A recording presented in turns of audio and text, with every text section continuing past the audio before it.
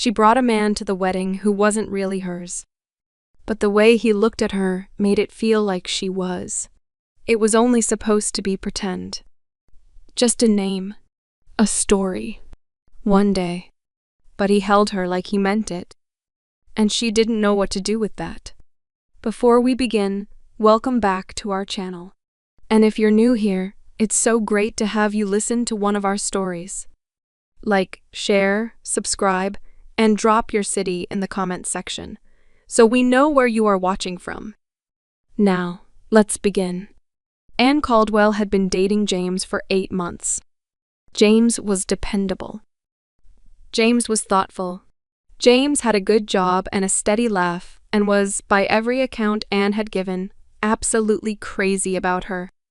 Her mother had exhaled for the first time in years. Her aunties had stopped asking. Her cousin Jade, who got engaged at 27 and had been quietly holding it over everyone since, had nothing left to say. James had given Anne the most peaceful 8 months of her adult life. But James did not exist. She had invented him at a family dinner the previous winter, cornered between her mother's concern and her aunt's third pointed question about whether Anne was putting herself out there. The lie had come out small and simple. A man she was seeing. Nothing serious yet.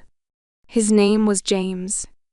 By spring, James had a job, a personality, and a story about how he and Anne had met. By summer, her mother was asking when they would visit. By October, Anne had told the story so many times she had stopped feeling the edges of it. Then her cousin's wedding invitation arrived. A full weekend. The entire family in one place. And every single one of them was expecting to meet James. She had no plan. She arrived at the venue with a plan to invent a last-minute emergency. A work crisis. A family conflict on his side, something sympathetic and vague. She was still composing the story in her head when she walked into the reception hall and the whole family turned to greet her at once, and her mother said, bright and expectant, "Is James parking the car?" Anne smiled, said yes, excused herself. She moved through the room quickly, heart going, looking for anyone she could possibly. Her hand closed around a wrist. She turned the man to face her. He was tall. Dark jacket. Eyes that were already looking at her with an expression she didn't have time to read. "Please, help me," she said, and pulled him straight toward her parents. His name was not James, but she did not know, and would not know for another 20 minutes, that she had met this man before. His name was John Mercer, 36, landscape architect. Self-made, quietly so, in the way of people who built things with their hands before they built them with their names. He was there because the groom, Damien, was one of his oldest friends.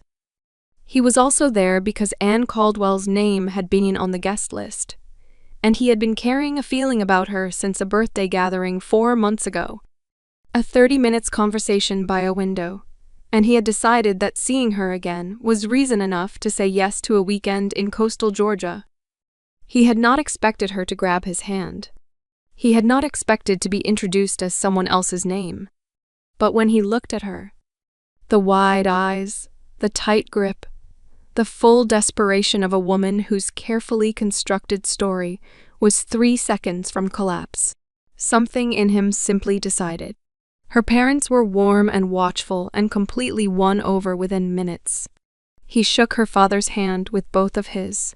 He told her mother it was long overdue, meeting her. He remembered, from one conversation, 4 months ago, that Anne's grandmother made Benna wafers at Christmas, and he mentioned it so naturally that her mother put a hand over her heart. Anne stood beside him and felt the ground tilt slightly beneath her feet. Afterward, when her parents drifted toward other guests, she pulled him aside. "Have we met before? How did you know about my grandmother?" "Yes, I'm John," he said. She stared at him. "John Mercer. I'm a friend of the groom." A beat. You don't remember me, do you? She opened her mouth, closed it. It's all right, he said before she could answer. You wouldn't. It was one conversation. Marcus's birthday, back in the spring. You were standing near the window. The memory surfaced slowly. A gathering. An easy evening. A man she had talked to for longer than she expected. And then, in the way of parties, in the way of life, simply lost track of. I'm so sorry, she said. I'm sorry. Don't be. He said it without any sharpness. What do you need from me tonight? She looked at him. The steadiness of him. The complete absence of judgment. I need you to be James, she said quietly. Just for tonight. I know that's. I'll be James, he said. Just like that. She exhaled for the first time all evening. Thank you. I'll explain everything. I just need to get through tonight. Anne. She looked up. Get through tonight first. Explain later. He straightened his jacket, glanced toward the room, and walked back out to her family as if he had always belonged there. She followed, still slightly stunned. His name was John. She would call him James in front of everyone, and he would answer to it, every single time without complaint. The night was warm and full, and John Mercer was, by any measure, extraordinary at being someone he was not. Except that wasn't quite right. He wasn't performing. He was just present. Genuinely, unhurriedly present. He learned names and used them. He laughed at the right moments and went quiet at the right moments. And when her grandmother reached up to pat his cheek after dinner and said he had a kind face, he bent down slightly so she could reach him better. Anne watched him from across the table and felt something she did not name yet. But Jade, Anne's younger cousin, watched him from across the table and felt something she immediately decided to pursue. She appeared at his elbow between courses, laughed too easily at things that weren't funny, found reasons to touch his arm. John was always warm, always gracious, and always somehow facing Anne again within 30 seconds. Jade noticed, smiled, and filed it away. Later, past midnight, the venue emptying, her parents said goodnight and drifted upstairs. Anne found him near the coat rack. You were incredible, she said. It wasn't hard. It was. Trust me. I've been managing these people my whole life. He smiled, handed her the wrap she'd left on a chair 2 hours ago, which he had apparently been holding for her without mentioning it. For what it's worth, he said, you didn't need James. You just needed to stop apologizing for showing up alone. She didn't have an answer for that. Please, can I still borrow you same time tomorrow? She said instead. There's a brunch. I'll be there, he said. Should I answer to James or John? James. Please. For now. James, it is, he said goodnight. She watched him go and stood there for a moment, in the quiet of the emptying hall, holding her wrap, turning the evening over in her hands, like something she wasn't sure how to set down. 6 weeks later, she called him. They had exchanged contact at departure after the wedding. She had rehearsed an opening. Something breezy. She abandoned it the moment he picked up. My mother's birthday dinner is Saturday. The whole family will be there, and she has already told people that James is coming, and I completely understand if you— What time? A pause. 7. But you really don't have to. Anne. 7 o'clock. She let out a breath that was embarrassingly close to relief. Thank you. Stop thanking me, he said, not unkindly. Okay. I'll bring something for your mother. You don't have to bring— He had already hung up. He arrived at 6:50 with flowers and a bottle of wine, chosen so precisely for her mother's taste, that Anne stared at him in the doorway. How did you know she liked? You mentioned it. The wedding. You said she only drinks wine if it's sweet and not too heavy. Anne had no memory of saying that. Apparently, she said a lot of things he kept. The dinner was loud and warm, and her mother was luminous in the way women are when they feel genuinely celebrated. John sat beside Anne and was, again, effortlessly James. Attentive, unhurried, the kind of man who refilled your glass before you noticed it was low. But there were moments between the performance when the James of it fell away. A moment in the kitchen, just the two of them, while Anne helped her aunt plate the cake. He leaned against the counter and watched her work, and she said something that made him laugh. Really laugh, unguarded. And for a second, neither of them was playing anything. Her aunt looked between them and said, approvingly, to no one in particular, "That's what it's supposed to look like." Anne felt heat rise in her face and kept her eyes on the cake. John said nothing, but she felt him smile. Jade was there. She had dressed for it, positioned herself near John before dinner was served. During dessert, she said, casually, to the table, but aimed precisely, "James, Anne never actually told us how you two met." Anne went still.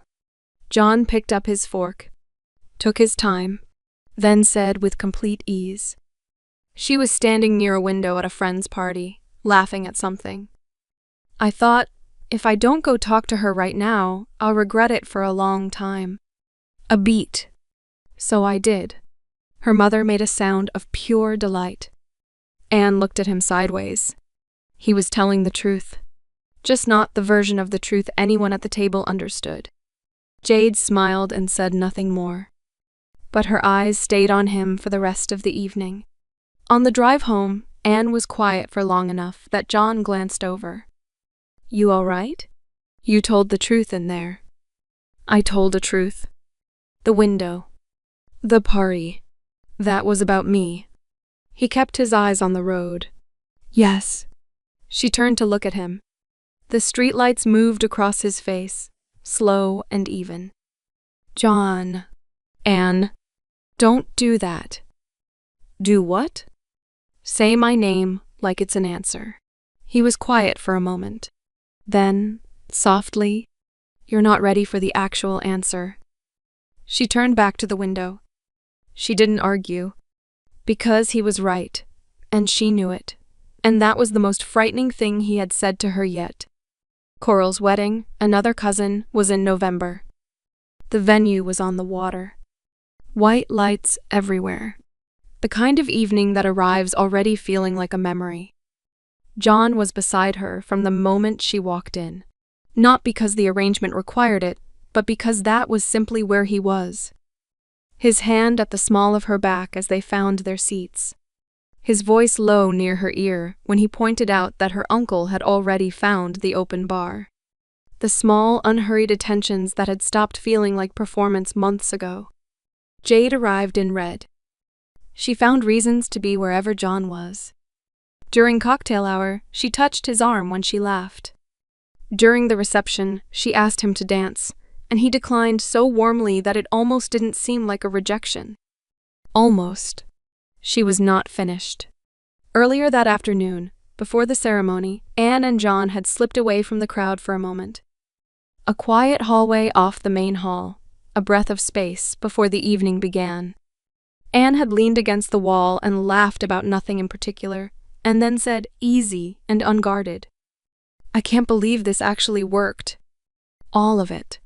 I grabbed a stranger's hand and said, "Please help me," and somehow, here we are. 8 months later, and my family genuinely believes I have a boyfriend named James. John had smiled. "To be fair, you do have a James. You're a John. I'm a very committed James." She had laughed again. Open, unguarded, the laugh he had fallen in love with the first time he heard it. Neither of them saw Jade at the far end of the hallway. Neither of them saw her phone recording a video of them. The reception was everything a good wedding should be. Coral and his bride were radiant. The food was generous. The dancing went long. John danced with Anne's grandmother, who held his face in both hands afterward and told him he was a good man. Anne watched from across the room with a feeling that had long since stopped being nameless. She knew exactly what it was. She had known for weeks. She had been keeping it at a careful distance because she had built the last 8 months on something that wasn't real, and she was terrified that if she pulled on that thread, everything, including what had grown quietly and honestly in the middle of all of it, would come apart with it. She wasn't ready. She went to bed that night with it still unspoken. She told herself there was time. There was no time. Morning came. The hotel's private dining room. The whole family at breakfast, still warm from the night before. Mimosas. Too much food. The easy, unhurried noise of people who love each other recapping something beautiful. Anne sat beside John, their chairs close. Something between them. Unspoken, fragile, present, that she had not yet decided what to do with. Jade stood up. The room didn't quiet all at once. It quieted the way rooms do when someone's posture tells you something is wrong before their mouth does. One person noticing, then another, until the conversation fell away table by table and everyone was looking. Jade held up her phone. I just think everyone deserves to know the truth. Anne's stomach dropped to the floor. The video played. Anne's own voice came through the speaker, easy and laughing, talking about James, about grabbing a stranger's hand, about hoping he'd go along with it. John's voice answering, both of them completely unguarded, the arrangement laid out plain as morning. The dining room went silent. Anne could not look at her mother. She felt her father's stillness from across the table. Her aunties, who had loved James and bragged about James and told their friends about James, sat motionless over their plates. Jade sat back down with the composure of someone who had been waiting a long time to breathe. John took a moment to process, then he stood up. He did not look at Jade. He looked at Anne's family. Her mother, her father, the aunties, the cousins, her grandmother at the end of the table. And when he spoke, his voice was quiet and steady and left no room for anything but what it was. Everything on that recording is true. Anne asked a stranger for help, and I said yes. We kept the arrangement going because she needed it, and I was glad to be there. A pause. Not for effect. Just because what came next was different, and he wanted it to land cleanly. What is also true, and what isn't on that recording, is that I have been in love with Anne Caldwell since the night I met her, before she ever grabbed my hand, before any of this. I said yes to every dinner, every gathering, every phone call, because I wanted to be wherever she was. That was never a performance. That was never part of any arrangement. There was no other sound in the room. He looked at Anne then. Just once. His eyes were steady and open and said everything his voice had not. My name is John, but I love you no less than any James would have. And I'm sorry for the confusion that caused. He looked at her parents. Then he set his napkin on the table and walked out. The dining room held its silence for a long, full moment. Then Anne's grandmother, from the end of the table, said quietly, James, or John, that is a good man. Anne's mother looked at Anne, and she was already pushing back her chair. She found him in the hotel courtyard. He was sitting on a low stone bench, jacket folded across his knees, looking at the ground. He heard her footsteps and looked up. He didn't look away, didn't brace, just waited. Anne stopped in front of him, and for a moment she couldn't speak. Not because she didn't know what to say, because there was too much of it, and it had been living in her chest for months, pressed flat by everything she was afraid of. And now it was all rising at once, and she needed a second to let it come. I owe you more than an apology, she started. Anne, no. Let me, please. He closed his mouth and she took a breath, then let it out slowly. I built a lie because I was so tired of people looking at me like I was missing something. Like being alone was something that needed to be fixed. And it worked, and I felt better. And then I grabbed your hand because I was panicking, and you just went with it. You learned my family's names. You remembered things I said in passing and held them like they mattered. You made my grandmother laugh. You showed up every single time I called, and I told myself it was just kindness. It was just the arrangement, because I was too scared to look at it for what it actually was. Her voice was unsteady now. She didn't try to smooth it. I noticed the way you looked at me. I did. I wasn't oblivious.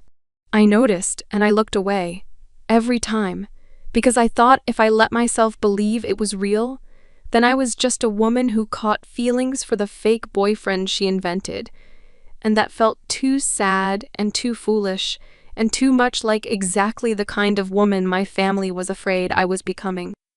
John was very still, but it wasn't foolish. It wasn't sad. What happened between us in the middle of all of that was the realest thing I've had in years, and I almost let Jade take it from me. I almost let my own fear take it from me. She stepped closer. I love you, John. Your actual name, your actual face. The man who answered to the wrong name for 8 months without once making me feel ashamed of why I needed him to. I love you, and I should have said it before you stood up in front of my whole family and said it first. But I'm saying it now, and I need you to know that it isn't because you just did something brave. It's because it was already true. It has been true for a long time, and I was afraid of it. A silence. The courtyard was still and pale and cool. John stood up from the bench. He didn't say anything. He held her face in both hands the way her grandmother had held his. Gently, like something worth being careful with. And he kissed her. Soft and certain and without any trace of hurry. When they pulled apart, she was already crying, a little, the quiet kind. And he pulled her in and wrapped both arms around her and held on. Not urgently. Not with the relief of something finally resolved. Just the hold of a man who had been patient for a long time and was not in any rush to let go.